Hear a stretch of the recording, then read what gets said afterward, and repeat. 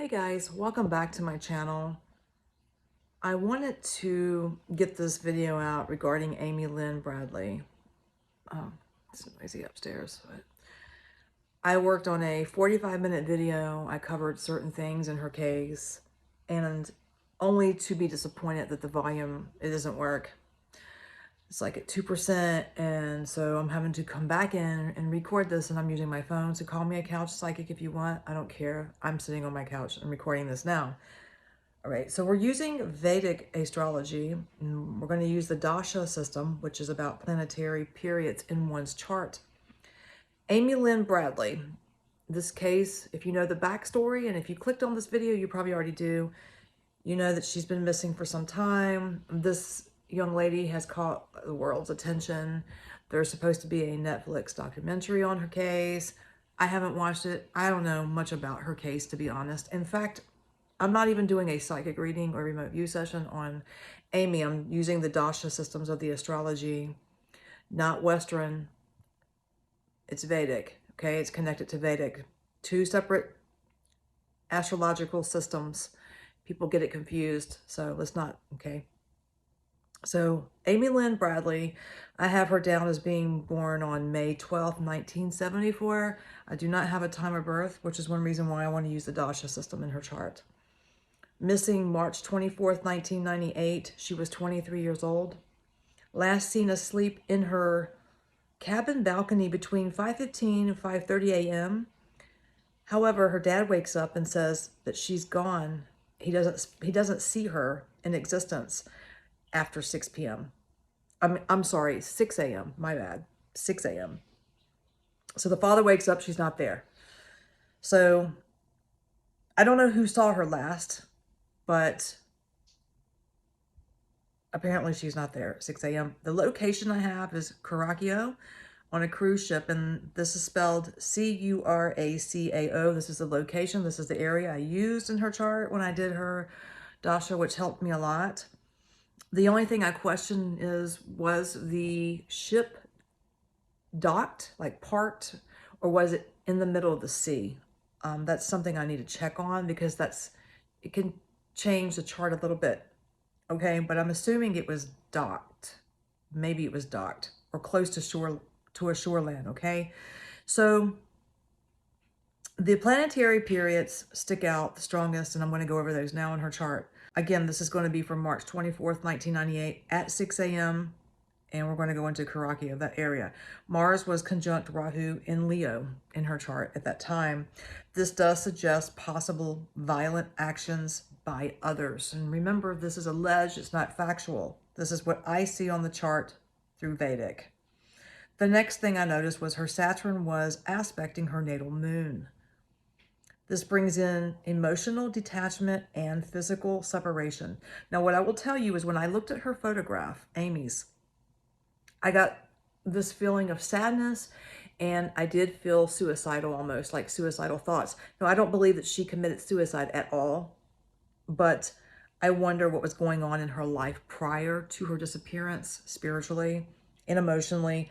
So internally, externally, there was something going on, I believe. We go into Jupiter in Aquarius. This is significant.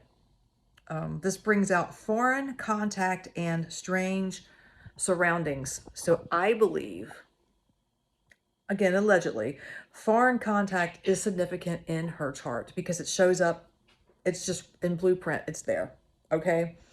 And also when looking at a possible time of birth in her chart, I'm using 12 noon because I don't have the exact birth time, but when I tweak it a little bit, or let's just say if I tweak it to 5 p.m. or even midnight, it doesn't change her 8th house, okay, of loss and secrecy.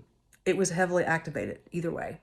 So that's telling me that her disappearance could be, and I'm saying could, but it's saying forced disappearance, meaning she didn't go on her own free will, okay? It's showing me forced disappearance, taken into some type of hidden network and kept out of the public eye for some time is what that's pointing to. Then we go into her moon, which was in Ardra Nakshatra, which is connected to sudden reversal, storms, emotional stress, okay?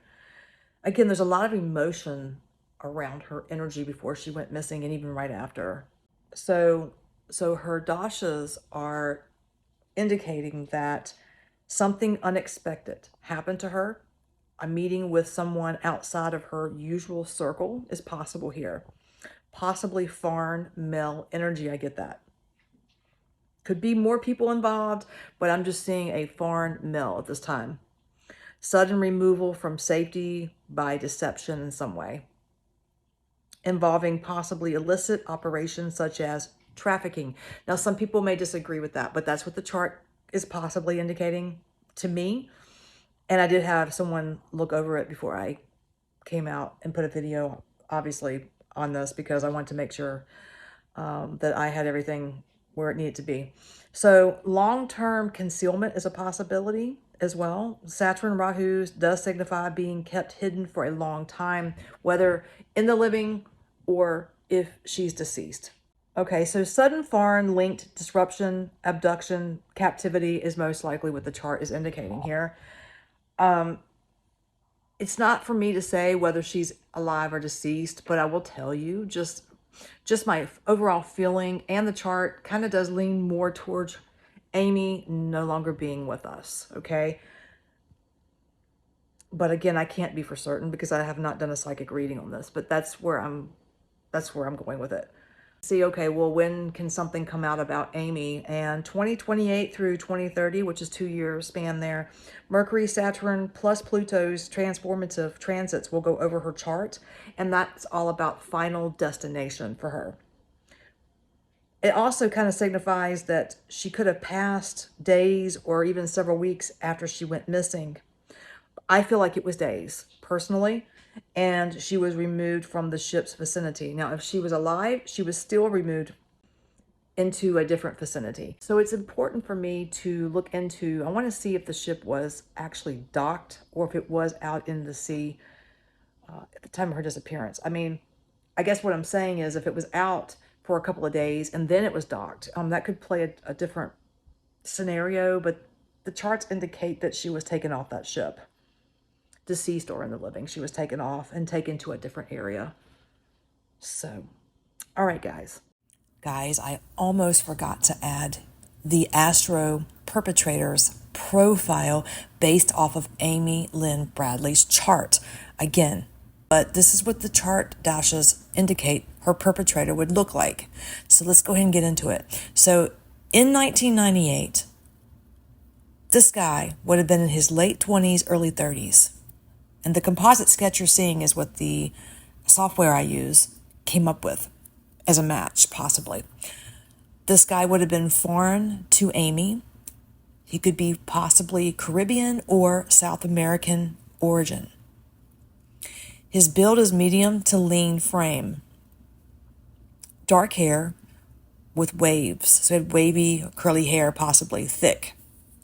We have Mercury with Saturn. So this gives the person slightly a longer face, strong cheekbones, and then you have the Rahu Saturn, dark eyes, and possibly a angular nose. Now, with the 3rd and 7th houses activated at that time in her chart, this person could have possibly been involved in ship entertainment and port-related work based on the 3rd and 7th houses. I was like, man, I've got to share this. I don't want to make it into a separate video, but this is pretty interesting. So take it with a grain of salt if you choose, or take it to heart. But that's what the astrology is telling me, and I wanted to share it. So again, if you're new to my channel, please hit the like button, share, subscribe, cut on your notification bell, and leave a comment below. Thank you for watching. Prayers for Amy and her family.